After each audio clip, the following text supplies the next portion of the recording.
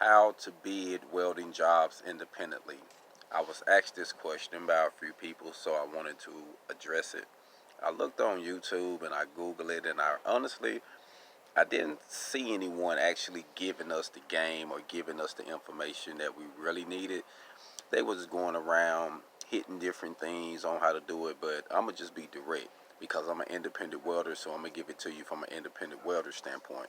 And I have 6 things, but 7 is a bonus that you should look out for, or that you should start like as a base. To me, this information is like a foundational um, bridge builder. You can start from here.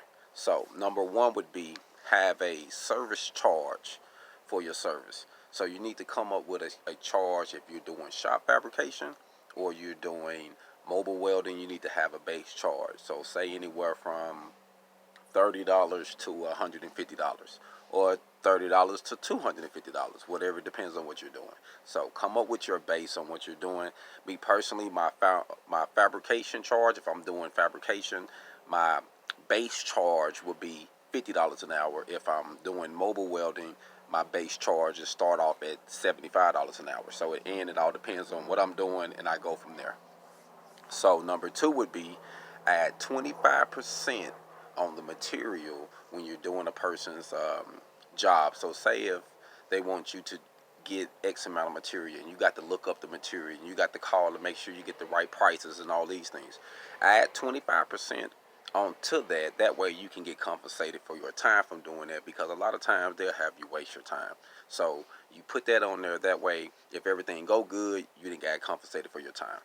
So number 3 would be make sure you get 50% up front if you're doing in-house fabrication, or if you're putting your consumables into the game, and you say, okay, I want to make sure that I'm winning. Can I get paid X amount of dollars up front, since I got to bring gas and X amount of this or that, or if I got to build this by getting the material. So to save yourself a headache, a lot of drama, charge 50% and just kill it from there. And that way, you will know they serious, and they'll know you're serious about what you're doing. Number 4 would be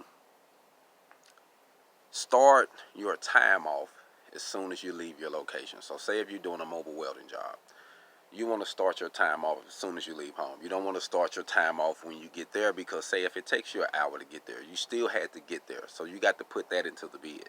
So I would say if your clock start off at $75 an hour, your clock hits off as soon as you leave. You cut it on when you get to that location, and then you go from there. That's what I would say do personally.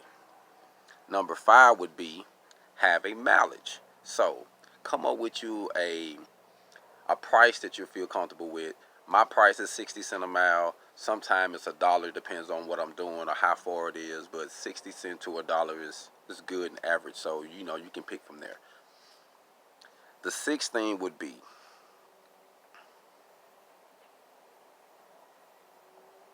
make sure, and this is a good one, make sure, I had to laugh when I seen this.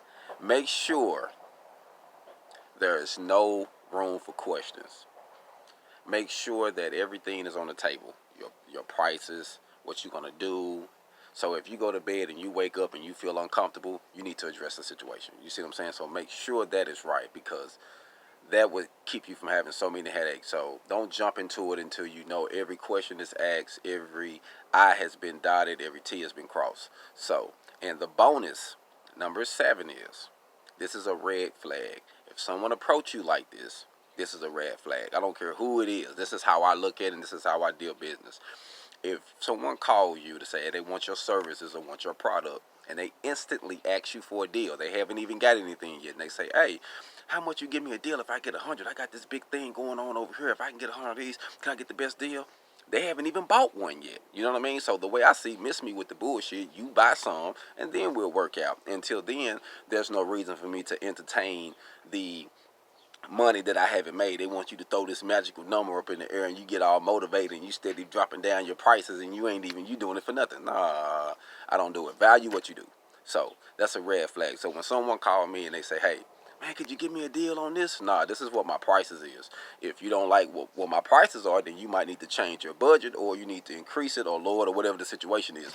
But my prices is my price. So don't just go chasing the check, because going and chasing a dollar can sometimes bite you in your ass. I'm gonna be honest with you. So don't do that. Be firm. If you got to wait, sit on your butt for a week or so until the door open.